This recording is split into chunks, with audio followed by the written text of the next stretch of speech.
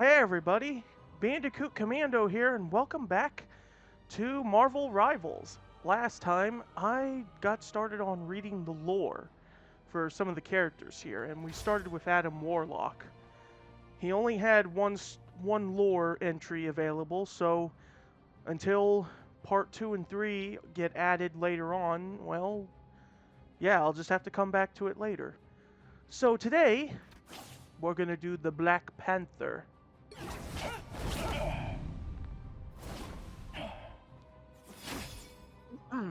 T'Challa, King of Wakanda, wields the perfect blend of the cutting edge vibranium technology and ancestral power drawn from the Panther god Bast. The Black Panther bides his time until elegantly infiltrating enemy lines and commencing his hunt. Okay, this is an original. My empire stands atop the vast cosmic sea and vows to safeguard its peace. Let adversaries lurk in any corner, the Imperial agents of Wakanda. Oh, there's more to this. Will ensure there's no escape. If there's more to that, then let me see that with Adams real quick. And okay, let's see. These nocturnal fiends, though not convenient, virtue must be upheld, as avoidance would never suffice. Okay, I'll have to keep that in mind. Alright, let's get to the lore. King T'Challa of Wakanda is more than just the ruler of the most advanced civilization known to man. He also wears the mantle of the Black Panther, the sacred protector of his people. It is his sworn duty to ensure Wakanda's continued survival against any threat imaginable. T'Challa recently expanded his reign into the cosmos, creating the intergalactic empire of Wakanda. As he awaits a sign from Boss to tell him if either doom can be trusted, he protects the empire's crovanium supply and shares its tech with trusted allies, including Reed Richards. So what's unique is at the moment uh, T'Challa is the only one who has two of his lore entries available. He is the only one with it. So until whenever this one will come out, and for others, yeah. Now there's no way I'm going to be able to read both of them. I'm just going to start with part 1 here. Silence among the stars.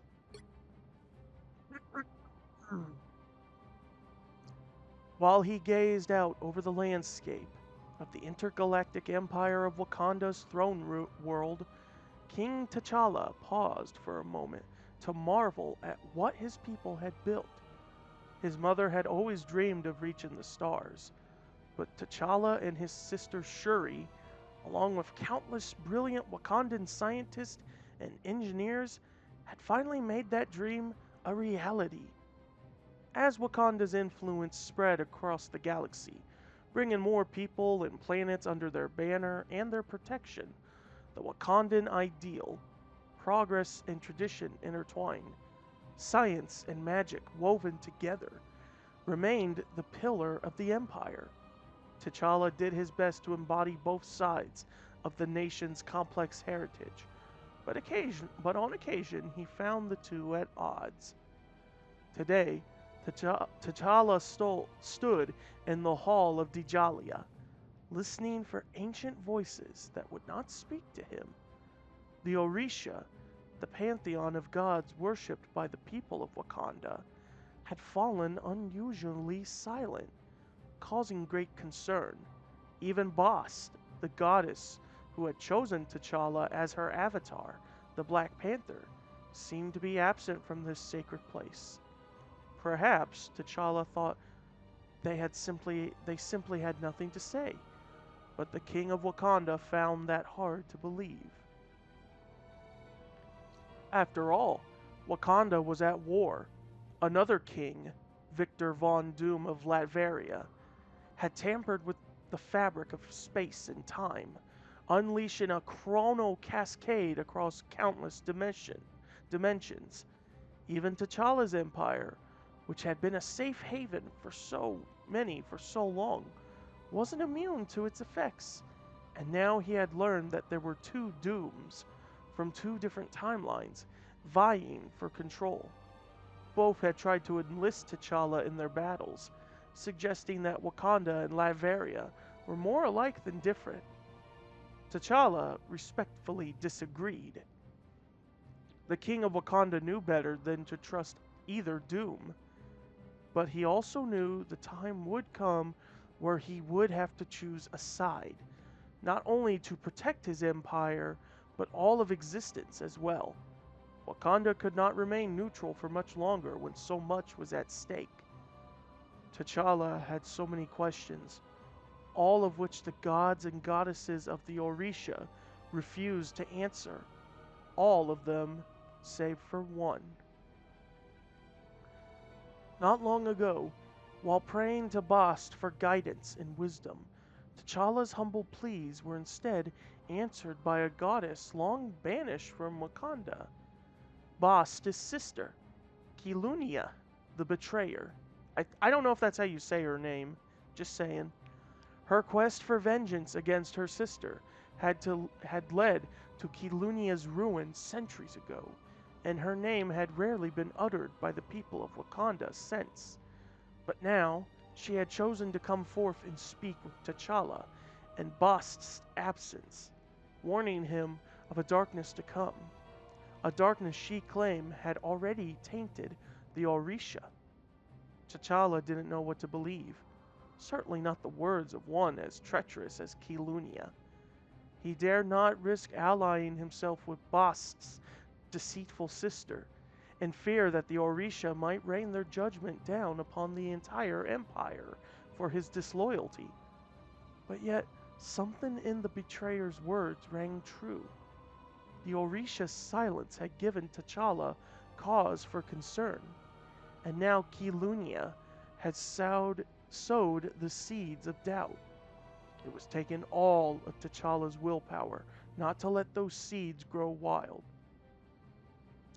But the reason for the Orisha's absence would have to remain a mystery for a while longer. The king of Wakanda had other more urgent matters to attend to. He had been summoned by his sister, Shuri, to discuss some recent developments regarding the restoration of the time stream. One crisis at a time, thought T'Challa, as he took a deep breath and entered the lab. Welcome, brother, Shuri said, as T'Challa stepped into the room. All of the scientists inside, Shuri included, crossed their arms in an X across their chest as a salute to their monarch. Sister, T'Challa responded, with a smile and a salute of his own. The two had not agreed on much these past weeks, since the time stream began to disintegrate, but he still had a deep love for his sister, and an even deeper respect for her work. Were you all brooding in the Hall of Djalia again? Shuri asked. Not brooding, T'Challa said. Waiting for guidance. Your people are waiting for you to guide them, Shuri responded, and I think I can help. I've been gathering data about the time stream entanglement. Data does not always tell the whole story, sister, T'Challa said. As he spoke, he was fully aware of the irony of his statement. He was currently withholding critical data about Kilunia and her claims that the Orisha had fallen into some dark corruption. Yet he decided to keep that information under wraps for the time being, at least until he knew for sure. He did not wish to distract his sister from her efforts, nor bring the fury of Bast down upon him. This data tells us enough, Shuri continued, fully aware that her older brother was holding something back, but she didn't have time to coax secrets out of him. There was science to be done. I've been consulting with Reed Richards and Tony Stark from the other Chronoverse on their plans for a time stream reintegration device, Shuri continued, and I think we are close to a breakthrough. With your brilliant mind at their disposal, I would expect no less, T'Challa responded proudly, placing a hand gently upon his sister's shoulder. But he could sense an unusual tension in her body. He knew she was about to ask him for something, and that it was something she already knew her brother would not like. Reed and Tony have a theory, Shuri began slowly, each word carefully calculated. A theory that I believe has some merit. Say what you need, sister, T'Challa urged. Crovanium, Shuri said quietly, knowing her brother might disapprove. More specifically, chronovibranium. Crovanium was a crystal that had begun to manifest after the time stream entanglement rippled across realities. According to the research of Wakanda's scientists, unique variations of crovanium seem to be forming in locations of great power. In Wakanda, the crystals were infused with more than just chrono energy. They also contained power drawn directly from the vibranium star at the heart of the Empire. Richards and Stark have their own supplies, T'Challa said dismissively. Those will have to suffice. I am telling you now, brother, they will not, Shuri responded pointedly, beginning to lose her patience. The fate of multiple universes hinged on her collaboration with Earth's heroes. This was no time for her big brother to be his usual stubborn self. This is not an excuse for Stark to get his hands on Wakanda's toys, Shuri continued. I have run the numbers independently. The TRD can restore our dimensions to its proper state, but it needs a power source greater than what standard crovanium can supply.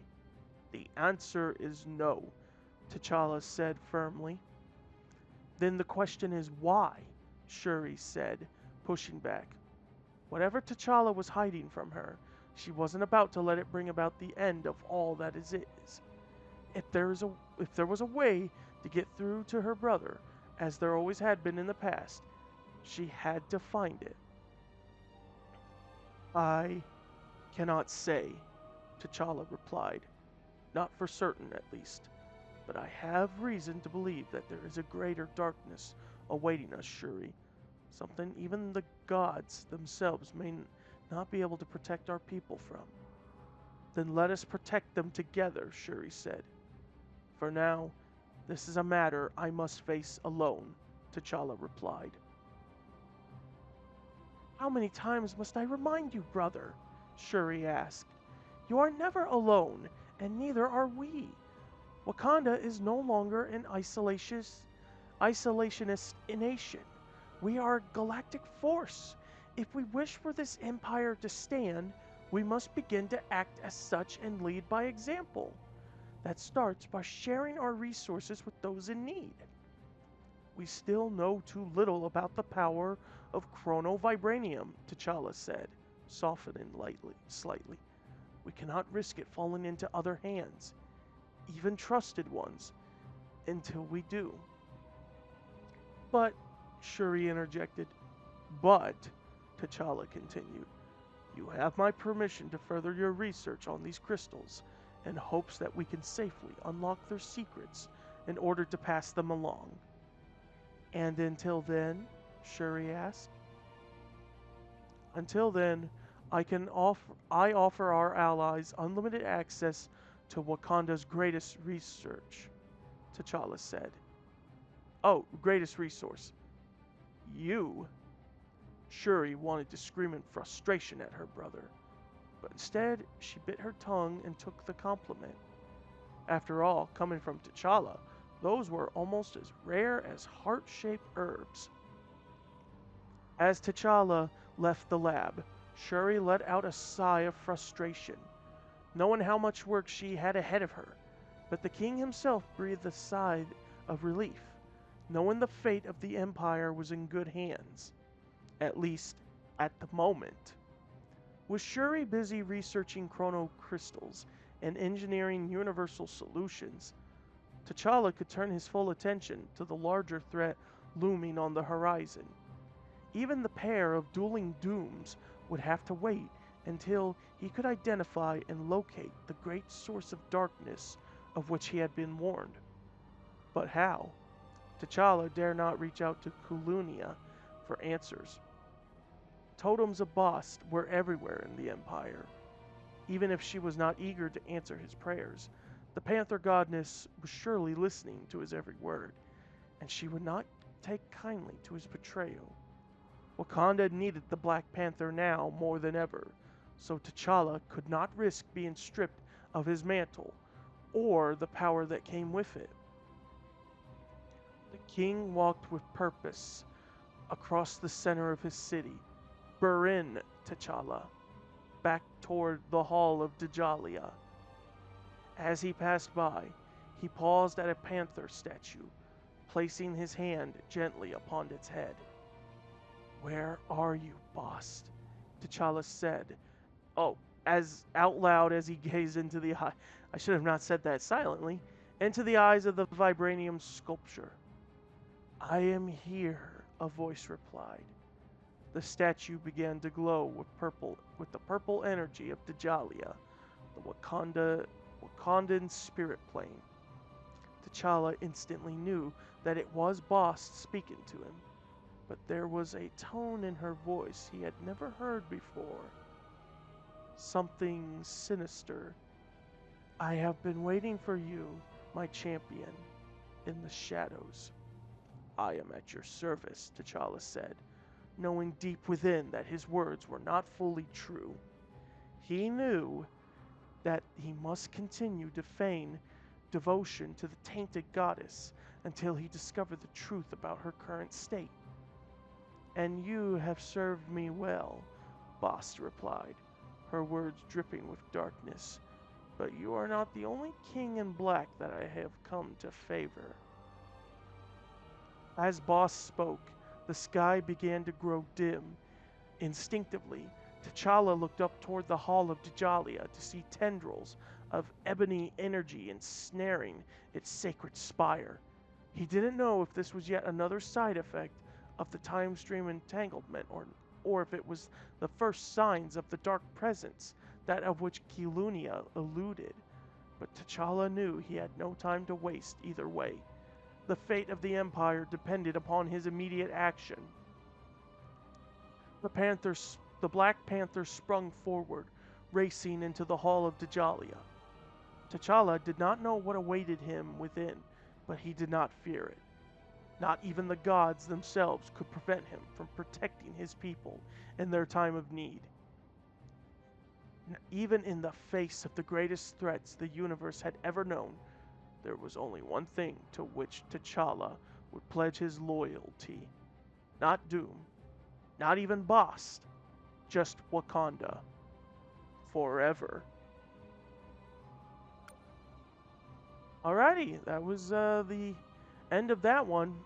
It really shows that there's something that it shows, like from Adam Warlock's, how Null's influence is reaching out to the Orisha, or at least to Bast in particular.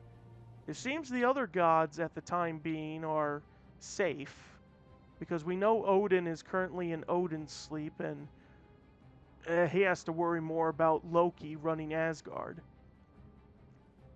But more on that at a later point. So, that will do for this episode of Marvel Rivals. I will read the next story, The Blood of Kings, in the next one. So, that is it, and I will see you guys next time.